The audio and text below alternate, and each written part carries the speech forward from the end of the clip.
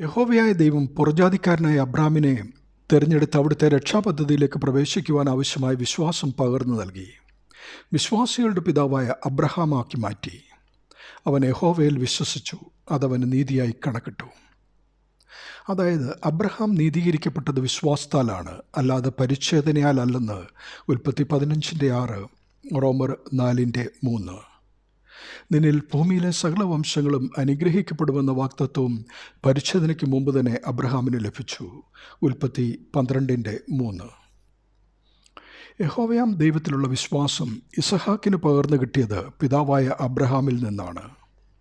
പഴയ നിയമത്തിൽ വിശ്വാസികളുടെ പിതാവായ അബ്രഹാമിലൂടെ അവൻ്റെ സന്തതിക്ക് പകർന്നു കിട്ടിയ വിശ്വാസത്തിൽ വേരൂന്നിക്കൊണ്ട് ദൈവം അബ്രഹാമിനും അവൻ്റെ സന്തതിക്കും കൽപ്പിച്ചു കൊടുത്ത നിയമമായ പരിച്ഛേദന അവർ ശരീരത്തിലേൽക്കുമ്പോൾ അബ്രഹാമിൻ്റെ സന്തതികൾ ജാതികളിൽ നിന്നും വേർതിരിക്കപ്പെട്ടവരായിത്തീരുന്നു. അങ്ങനെ അവർ തിരഞ്ഞെടുക്കപ്പെട്ട ജനമാകുന്നു. വിശ്വാസികളത്രേ അബ്രഹാമിൻ്റെ മക്കളെന്നറിവിൻ.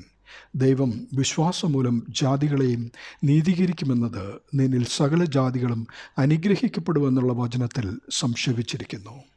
ഗലാത്യർ 3:8. അങ്ങനെ വിശ്വാസികളായ നാമും വിശ്വാസിയായ അബ്രഹാമിനോടുകൂടെ അനുഗ്രഹിക്കപ്പെടുവാൻ ഇടയാകട്ടെ. ദൈവനാമം മഹത്വപ്പെടട്ടെ. ആമീൻ.